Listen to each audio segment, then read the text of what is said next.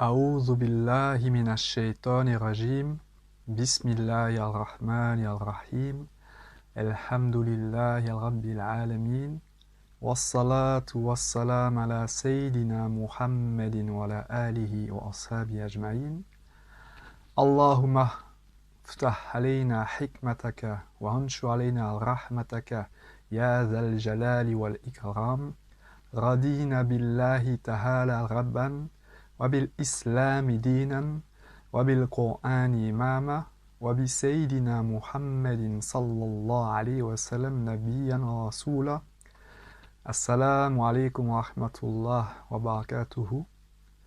La louange et la gloire est Allah le sublime, le tout miséricordieux, le très miséricordieux, le pardonneur, et les plus belles prières et salutations sont sur son bien-aimé, notre guide, le prophète Muhammad sallallahu alayhi wa sallam. Assalamu alaikum wa rahmatullah. J'espère que vous allez bien par la grâce d'Allah azza wa jal. On va profiter de ce moment passé ensemble pour essayer de revenir à l'essentiel pour nous musulmans, notre foi, notre lien avec Allah azza wa jal, notre confiance en Allah azza wa jal, dans sa sagesse, dans ses décrets, dans ses décisions. Alhamdoulilah, même si actuellement nous sommes dans une épreuve, dans une difficulté, même si pour certains d'entre nous, nous sommes inondés par un déluge d'informations, par des fake news, par des mauvaises nouvelles avec la mort de beaucoup de nos compatriotes. Alhamdoulilah, nous musulmans, on doit faire comme il a fait Sidna Nuh, alayhi salam, et ceux qui l'ont suivi, on doit embarquer sur l'arche d'Allah azza wa jal. Revenir à l'essentiel, notre lien avec Allah azza wa jal. D'ailleurs, il nous a rapporté une très belle parole de l'imam Malik, radiyallahu anhu, qui a été rapportée par l'imam Bukhari entre autres, dans un de ses livres. L'imam Malik a dit, la sunna, c'est l'arche de Noé. Quiconque s'embarque dessus est sauvé, et quiconque s'en détourne est perdu. Alors pour nous croyants, qui sommes dans un déluge, dans une tempête, avec le coronavirus, est-ce que nous allons embarquer dans l'arche, la sunna de notre prophète Muhammad sallallahu alayhi wa sallam, la religion d'Allah azza wa jal, ou est-ce qu'on va s'en détourner, être perdu, être noyé et inondé par la tempête qui est en train de se passer dans le monde actuellement? Alors, Inch'Allah, dans ce cours, on va essayer de revenir à l'essentiel. Notre lien avec Allah azza wa jal, notre bien-aimé, notre créateur, le créateur de toutes choses, le savant, le sage, celui qui entend tout, celui qui sait tout. Il est le meilleur garant. D'ailleurs, on va voir dans le cours, la sunna nous apprend que dans les moments difficiles, quand on est submergé par les angoisses, la peur, des situations qu'on a du mal à appréhender, des choses qui nous dépassent, il est important de se tourner vers Allah azza wa jal et de dire la phrase qui est citée dans le Coran d'ailleurs, Hasbunallah wa ni'mal wakil. Allah nous suffit et quel excellent garant. Ibn Abbas radiyallahu anhu rapporte cette parole qui dit Hasbunallah wa ni'mal wakil, donc Allah nous suffit et quel excellent garant, fut prononcé par Sidna Ibrahim au moment où il fut jeté dans le feu, et également par Sidna Muhammad sallallahu alayhi wa sallam et ses compagnons lorsqu'on leur dit « Les gens se sont mobilisés contre vous, craignez-les donc ». Leur foi s'accrut et ils dirent « Hasbunallah wa ni'mal wakil ». Allah nous suffit et quel excellent garant. Donc dans un premier temps, on va voir par rapport à Sidna Ibrahim alayhi salam, quand il a prononcé cette parole. Il nous est rapporté notamment par Ibn Kathir que le prophète Ibrahim alayhi salam a appelé son peuple à Allah azza wa jal l'unique, et à un moment, à la fin, ils l'ont capturé. Ils avaient fait un feu énorme. très grand, un très grand feu, qu'ils avaient mis plusieurs jours à embraser, tellement il y avait de bois, de combustible. Ils l'ont mis sur une catapulte, le prophète Ibrahim alayhi salam, et imaginez, il y avait tout le peuple qui était réuni autour et qui était dans une effervescence. Ils voulaient qu'on le tue. Un peu comme dans le stade de foot. Imaginez que des gens crient, je sais pas moi, mettez-le à mort, mettez-le à mort. Ça doit être très impressionnant pour une personne qui est attachée sur une catapulte et qui est en face d'un feu. C'est une situation très angoissante où on sait qu'on va mourir en fait. Ça doit être terrible, subhanallah. Le prophète Ibrahim, il était serein. Ils ont déclenché la catapulte. Le prophète Ibrahim alayhi salam, alors qu'il était encore dans le ciel, Allah il a envoyé l'ange Jibril alayhi salam, et l'ange Jibril a demandé à Sine Ibrahim, est-ce que tu as besoin de quelque chose de ma part? Et le prophète Ibrahim alayhi salam, imaginez la situation, hein. Le peuple qui crie, le feu, tout ça, lui il est dans l'air, une situation très anxiogène. Le prophète Ibrahim alayhi salam, il était serein, il a dit, Alhamdulillah, je n'ai besoin de rien de toi, Allah connaît ma situation. Et il a dit cette phrase, Hasbunallah wa ni'mal wakil. Dans le sens, c'est ce qui nous a été rapporté par rapport au récit de Sina Ibrahim alayhi salam. Et Allah, après, il a fait en sorte que le feu soit paix et douceur pour lui. Subhanallah. Vous imaginez ce degré de la foi de notre père, Sina Ibrahim alayhi salam. Et dans la deuxième situation, qui nous est rapportée par Ibn Abbas dans ce récit, c'est le prophète Mohammed sallallahu alayhi wa sallam et ses compagnons qui ont dit cette phrase. Qu'on retrouve ce récit dans la sourate 3, verset 173. Certes, ceux auxquels on disait « Les gens se sont rassemblés contre vous, craignez-les ». Cela accrut leur foi et ils dirent « Allah nous suffit et il est notre meilleur garant ». Donc cette situation, c'est que le prophète Mohammed sallallahu alayhi wa sallam et ses compagnons étaient à Médine. À un moment, il y a eu écho que les Qurayshites et de nombreuses tribus arabes étaient en train de se réunir, de se coaliser, afin de venir à Médine et de les attaquer. Donc imaginez, c'est quelque chose de très anxiogène aussi. Vous savez qu'il y a plein d'ennemis autour de vous qui sont en train de se réunir afin de vous attaquer chez vous. Donc et les Qurayshites, ils y allaient, c'était pour exterminer les musulmans, pour en finir avec eux. Donc c'était vraiment c'était une guerre déclarée. Donc les compagnons, enfin il y avait une ambiance très lourde. Ils savaient qu'à tout moment, les ennemis pouvaient venir chez eux et les tuer dans leur famille, alors qu'il y a leurs enfants, leurs femmes. Et eux, au lieu d'être submergés par les informations, angoissés, d'avoir peur, d'avoir oublié Allah, d'essayer de se renseigner sur l'ennemi, d'écouter les médias de l'époque avec les poètes qui devaient clamer cela, le fait qu'ils aient entendu ça, ça a augmenté leur foi. Et ils ont dit Hasbunallah wa ni'mal wakil. Allah nous suffit et il est le meilleur garant. Subhanallah. Donc là, on voit bien que Sina Ibrahim alayhi salam et le prophète Mohammed sallallahu alayhi wa sallam et ses compagnons, alors qu'ils étaient dans une situation qui paraît très difficile pour nous, eux, ils se sont orientés vers Allah et ils savaient que c'est Allah qui gère tout, qu'il est le sage, qu'il voit tout et qu'il est capable sur toute chose. Et cela a augmenté leur foi. Ils ne se sont pas laissés submerger par la peur et l'angoisse. Donc là, on a vu dans ces deux récits cette notion de tawakkul. Donc le fait d'avoir confiance en Allah Azza wa Jal, dans ses décrets, dans sa sagesse, le fait de savoir qu'il est capable sur toute chose. Il y a beaucoup de versets dans le noble Coran qui parlent de cela. Et alhamdoulilah, quel bienfait que le Coran. D'ailleurs, il est recommandé durant le mois de Sha'ban de revenir au Coran. Il y a beaucoup de récits, notamment avec le savant Ibn Rajab al-Hanbali, qui rapporte que les compagnons du prophète Mohammed sallallahu alayhi wa sallam, quand le mois de Sha'ban arrivait, ils revivifiaient la lecture du Coran. Le Coran, subhanallah, de un, il nous rappelle Allah Azza wa Jal. ses attributs, ce qu'on doit croire sur lui. Ensuite, il nous montre la voie des vertus, les prophètes, ceux qui les ont suivis. Et qu'est-ce qui a fait, justement, qu'ils ont réussi dans cette épreuve ici-bas et qu'ils auront le paradis, notamment avec cette notion de tawakkul, par exemple. Et aussi, elle nous montre ceux qui ont échoué, ici-bas, par exemple avec Pharaon et ceux qui l'ont suivi.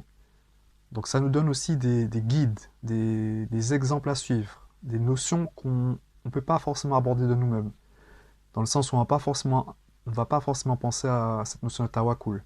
Mais le fait de lire le Coran, ben, ça fait rentrer en nous ses objectifs, et celui qui a des objectifs, il peut tendre vers eux. Donc le fait de lire le Coran, c'est une richesse, et c'est décisif pour nous, en tant que musulmans. Et, alhamdoulilah, je vous encourage, ainsi qu'à moi-même, bien sûr, de retourner à la parole d'Allah Azza wa Jal, notamment durant cette période de confinement. Donc, voici quelques versets de notre Créateur, dans sa parole. Allah nous dit « Confie-toi donc à Allah, Allah aime en vérité ceux qui lui font confiance » dans la sourate 3, verset 159. Ou encore il dit « En vérité, c'est en Allah que doivent s'en remettre les croyants » sourate 3, verset 122. Ou encore « Placez votre confiance en Allah si vous êtes croyants » sourate 25, verset 23. Ou encore « Dieu est tel qu'il n'y a de divinité que lui, et c'est à Dieu que s'en remettent les croyants » sourate 65, verset 13. On voit aussi « Place ta confiance en Allah, et Allah suffit comme protecteur » sourate 4, verset 81. Ou encore « Mais quiconque place sa confiance en Allah sera victorieux, car Allah est puissant et sage, subhanallah. Hazizul Hakim, dans la sourate 3, verset 49. El-Haziz, c'est traduit par l'irrésistible, celui qui chérit, celui qui l'emporte, celui qui fortifie, le puissant. Donc on comprend que c'est Allah le puissant, c'est lui qui fortifie les croyants. El-Hakim, c'est le très sage, celui qui a connaissance de toutes les choses dans leur réalité, le savant, donc il est sage dans ce qu'il fait. Donc dans ce verset, Allah dit « Mais quiconque place sa confiance en Allah sera victorieux, car Allah est puissant et sage. El-Hazizul Hakim. Fa inna Allah Hazizul Hakim. » Subhanallah. Ou encore dans la sourate 25, verset 58, « Et place ta confiance dans le vivant qui ne meurt pas. » Alhamdulillah, il y a beaucoup de versets qui parlent de tawakkul, mais on va s'arrêter là, Inch'Allah. Donc la notion de tawakkul, on va voir qu'est-ce que ça englobe plus ou moins et qu'est-ce que ça engendre chez le croyant. Donc pour cela, on va voir la sourate du verset 2 à 4. Allah nous informe et nous dit « Les vrais croyants sont ceux dont les cœurs frémissent quand on mentionne Allah. Et quand ces versets leur sont récités, cela fait augmenter leur foi. Et ils placent leur confiance en leur Seigneur. Ceux qui accomplissent la prière et qui dépensent dans le sentier d'Allah de ce que nous leur avons attribué, ceux-là sont en toute vérité les croyants, à eux des degrés élevés auprès de leur Seigneur, ainsi qu'un pardon et une dotation généreuse. » Donc on voit dans ce verset qui nous montre que la dignité des vrais croyants consiste à s'en remettre en toute confiance en Allah, à tawakkul. Elle ne se fier qu'à lui et à chercher l'aide qu'auprès de lui. Et on voit que la récompense de cela, c'est une belle place dans les hauts degrés du paradis, un pardon et une honorable subsistance. Par rapport à la définition de tawakkul, on en a retenu deux, il y en a beaucoup, et je vous invite à les lire, elles sont très intéressantes et chacune se complète, on va dire. Elle vient de Sidna Saïd ibn Jubair, radiyallahu anhu, qui est un tabi'in, c'est un disciple de Abdallah ibn Abbas, entre autres. Il a eu plusieurs professeurs. Il a dit, le tawakkul, donc la confiance en Allah, représente le sommet et l'essence de la foi, el-iman. Donc pour lui, tawakkul, c'est le sommet et l'essence de la foi. Donc on voit que c'est rapporté à la foi et au cœur. Il y a aussi Sina ibn Ajiba, un très grand savant, qu'Allah soit pleinement satisfait de lui, il a donné comme définition at-tawakkul, c'est être lié à Allah et s'en remettre à lui pour toute chose, sachant qu'il est le connaissant de tout et compter plus sur ce qui est entre ses mains, donc à Allah, que sur ce qui est entre les nôtres. Donc pour lui, tawakkul, c'est le fait d'être lié à Allah et de se remettre à lui pour toute chose, en sachant que Allah est le connaissant de tout et qu'il faut plus compter sur les mains, sur ce qu'Allah a dans ses mains que sur ce qui est entre nos mains. Donc tawakkul, c'est souvent traduit par la confiance en Allah, mais aussi la traduction de le fait de s'abandonner en Allah, dans les décisions d'Allah. Et les savants nous expliquent que cette notion de tawakkul, ben, c'est le fruit del tawhid. Tawhid, c'est le fait de... C'est l'unicité d'Allah, le monothéisme pur. Le fait de savoir, d'affirmer que Allah transcende toute chose et que tout dépend de lui, que toutes les créatures dépendent de lui. Donc cette notion, quand on l'a, ben de cette notion découle le tawakkul, le fait d'avoir confiance justement en Allah Azawajal. Plus cette croyance dans la transcendance d'Allah est grande dans notre cœur, plus notre tawakkul sera solide et vaste, et va englober tout ce qui nous entoure, tout ce qui nous arrive en tant que serviteur. Je vais lire rapidement quelques notions de croyance par rapport au tawhid, il y en a beaucoup, mais rapidement en fait ça va nous permettre de mieux comprendre. Pour nous musulmans, Allah Azawajal, il est un, il est seul, il est unique, il est éternel, omniscient et parfaitement connaisseur de tout ce qui est dans les cieux et la terre, que ce soit une chose observable ou cachée à l'humanité. Rien ne lui est inconnu. Il connaît le passé, le présent et l'avenir de toute l'existence. Il ne peut pas se tromper, ni manquer, ni oublier. Allah voit tout et entend tout. Il fait ce qu'il veut, rien ne se passe ou n'existe sans sa volonté. Chaque atome dans l'univers existe par ce qu'il a voulu. Dans tout ce qui se produit, il y a une sagesse divine. Donc on comprend bien que celui qui a réalisé cette foi, le tawhid, il ne peut que placer sa confiance en Allah Azawajal. D'ailleurs, un des noms de Allah Azawajal, c'est El-Wakil. El-Wakil, cet attribut est traduit par le gérant, l'intendant, le mandataire, celui à qui on se confie. El-Wakil, c'est celui à qui on se confie, parce qu'on sait justement que tout est dans sa main. Tout lui appartient. Et que c'est lui qui ordonne toute chose. Il est dit qu'à Wakil, par rapport à cet attribut, on le retrouve d'ailleurs dans le livre de l'imam Razi sur les attributs d'Allah Azawajal. Il est dit, El-Wakil, c'est à lui que les serviteurs confient la bonne marche de leurs affaires, car ils ont conscience de leur faiblesse et de leur manque de discernement, et sont sûrs de l'excellence d'Allah Azawajal, qui est le sage, le puissant sur toute chose, le savant. Et c'est sur lui que ses serviteurs s'appuient. Donc on comprend bien que pour le croyant, qui a notion de cela, que Allah Azawajal est le puissant, le sage, que c'est lui qui gère tout, il est dans une position de servitude. Il sait qu'il est un serviteur d'Allah Azawajal, comme toutes les créatures autour de lui. Et que c'est Allah Azawajal, le seul, l'unique, qui décide toute chose. Cette notion de servitude peut être difficile à comprendre pour une personne qui n'est pas musulmane, qui n'est pas croyante. Parce que pour elle, quand on parle de servitude, par exemple si je parle de servitude d'un collègue, pour lui la servitude c'est quelque chose de vil, qui rabaisse l'homme. Parce qu'il va penser à l'esclavage entre les hommes par exemple. Pour lui c'est un homme qui exploite un autre. Alors que pour nous croyants, le fait d'être serviteur d'Allah, Abdallah, c'est un prestige, c'est un honneur. Parce qu'on sait notre faiblesse et on sait qui est notre créateur. Qui est le sage, qui est le puissant, que tout ce qui décide, il y a une sagesse dedans. Et pour nous, c'est un honneur pour nous. Et le fait de se reconnaître en tant que serviteur, de savoir que c'est que Allah notre maître, ben justement, ça nous libère des autres servitudes, les servitudes des altérités. Les altérités, c'est tout ce qui n'est pas Allah. Celui qui n'est pas serviteur d'Allah, il sera serviteur de la dunya.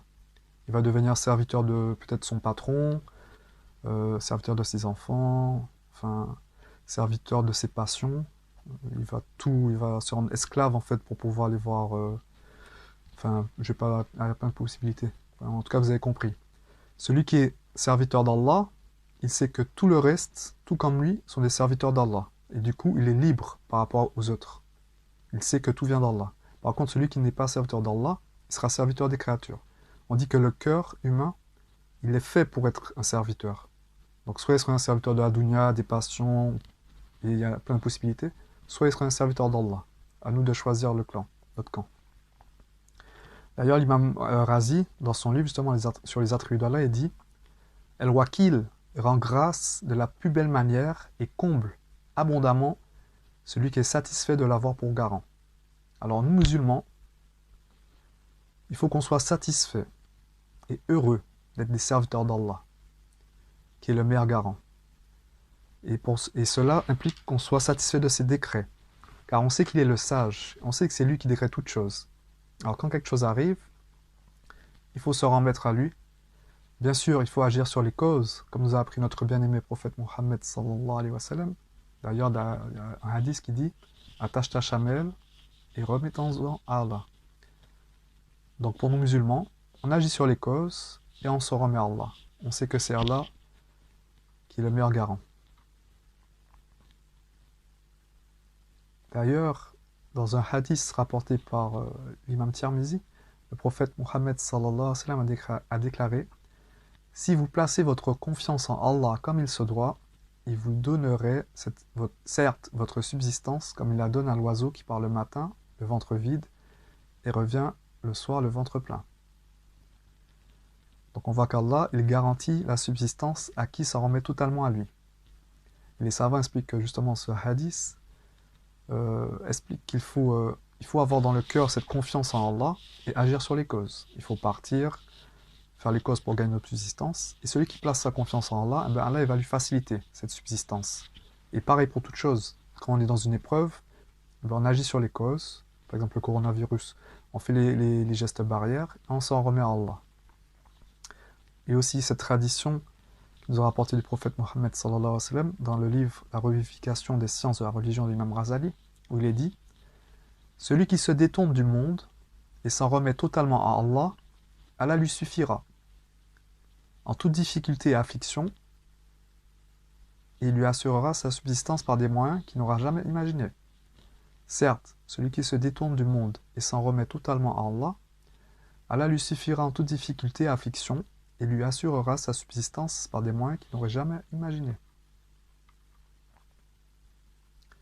Donc on a vu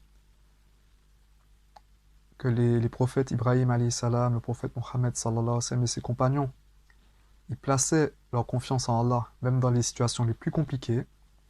On a vu que Tawakkul, c'est un haut degré de la foi. Et même si on peut le comprendre facilement avec l'intellect, mais justement c'est dans les épreuves où on voit notre réalité. Et ça fait partie aussi des bienfaits des épreuves, c'est qu'elles nous montrent qui on est. C'est un peu comme un miroir.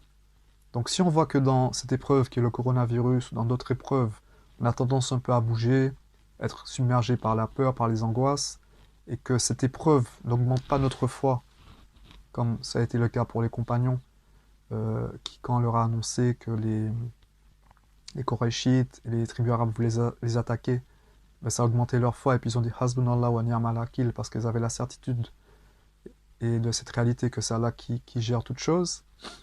Mais si nous, quand il y a des épreuves, eh ben on a tendance à bouger un peu, à oublier Allah Azawajal, eh ben justement ça nous montre qu'on a un manquement et que justement il faut revenir à Allah Azawajal. Il faut couper avec les causes et les éléments extérieurs et revenir à Allah Azawajal.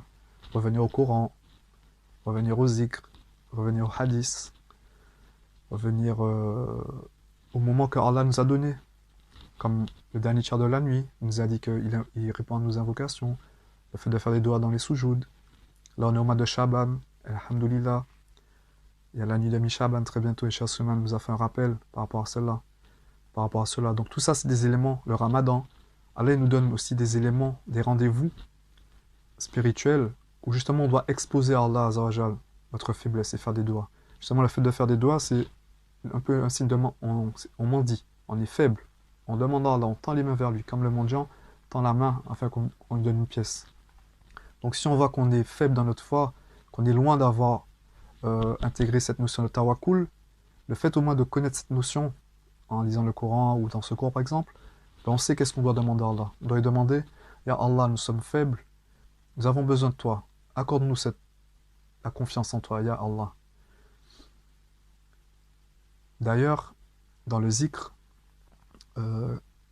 rafi, donc le zikr silencieux, que les chouïurs de la voix Naqshbandiya, donc nos professeurs nous ont appris, on parle beaucoup, au début du zikr, dans l'introduction, il y a cette notion de tawakkul. Je vais vous relire un peu l'introduction du zikr qu'on fait le matin ou le soir, ou une fois par jour en fonction des prescriptions, parce que c'est des médicaments. Et les chouïurs, ils savent en fait, en fonction de nos maladies, le traitement le plus adapté, en se basant sur le Coran et la Sunna.